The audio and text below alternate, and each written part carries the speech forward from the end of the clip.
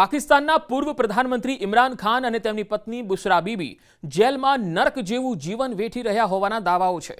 વારંવાર જેલમાં તેમના જીવનને લઈને પરિવાર અને પાર્ટી દ્વારા આરોપો લગાવાતા રહ્યા છે। દાવો કરાઈ રહ્યો હતો કે ઇમરાન ખાન અને તેમના પત્ની બુશરા બીબીને જેલમાં ખાવામાં કંઈક એવું આપવામાં આવી રહ્યું છે જે કોઈ ધીમા ઝેરથી ઓછું નથી।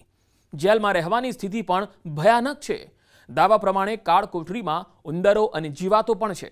આ બધું જોઈને પાકિસ્તાનની સરકારને યુએને ફટકાર લગાવી છે। યુએન અધિકારીએ પાકિસ્તાનને નિર્દેશો આપીને પરિસ્થિતિઓ સુધારવાની સ્પષ્ટ ચેતવણી આપી દીધી છે। આતંકવાદીઓને સાચવવા માટે પાડોશીઓ સાથે કારણ વિનાના યુદ્ધ લડવામાં પાકિસ્તાનની તિજોરી તળિયાઝાટક થઈ ગઈ છે। કહેવાઈ રહ્યું છે કે કંગાળ જેવી હાલતમાં પાકિસ્તાનની જનતા દાણે દાણા માટે ભટકવા મજબૂર છે। આ બધાની વચ્ચે પાકિસ્તાની પ્રધાનમંત્રી શહબાઝ અને પાકિસ્તાની સેના પ્રમુખ આસિમ મુનીર એક પછી એક નવી મુસીબતો પોતાના માથે લેવાથી પાછા નથી હટી રહ્યા। પાકિસ્તાનના પૂર્વ પ્રધાનમંત્રી ઇમરાન ખાનને જેલમાં રાખીને પાકિસ્તાનના સત્તાધીશો પહેલેથી જ ઘેરાયેલા છે, તો હવે તેમની બેગમ બુશરા બીબીને પણ ટોર્ચર કરવાની ખબરો આવી રહી છે। આ વખતે યુએને પાકિસ્તાનની સરકારને ચેતવણી આપી છે। સંયુક્ત રાષ્ટ્રે બુશરાની હાલત પર ચિંતા વ્યક્ત કરીને વર્તમાન પરિસ્થિતિઓ સુધારવાની ભલામણ કરી છે। યુએને પાકિસ્તાનને શું કહ્યું છે એ જાણીએ તો પૂર્વ વડાપ્રધાન ઇમરાન ખાન અને તેમની બેગમ બુશરા બીબી સાથે જેલમાં થઈ રહેલા અત્યાચારનો મુદ્દો ઘણા સમયથી ઉઠાવવામાં આવી રહ્યો છે।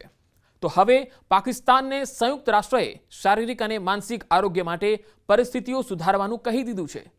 સંયુક્ત રાષ્ટ્રની વિશેષ દૂત એલિસ જીલ એડવર્ડ્સે પાકિસ્તાન સરકારને તેમની જવાબદારી યાદ અપાવી છે।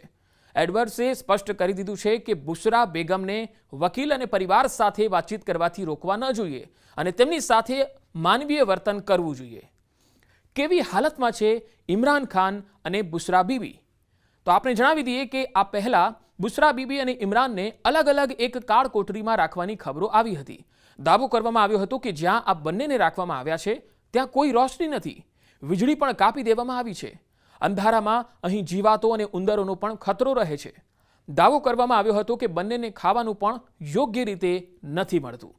મીડિયા રિપોર્ટ્સ અનુસાર તેમનો એવો ખોરાક આપવામાં આવી રહ્યો હતો કે જેમાં મસાલા અને મરચાં વધુ હતા। આવા ખોરાકથી તેમની તબિયત વધુ બગડી રહી હતી। બંનેને ખોરાકના કારણે અલ્સર અને ઇન્ફેક્શન થઈ ગયું હતું અને વજન પણ ઝડપથી ઘટી રહ્યું હતું।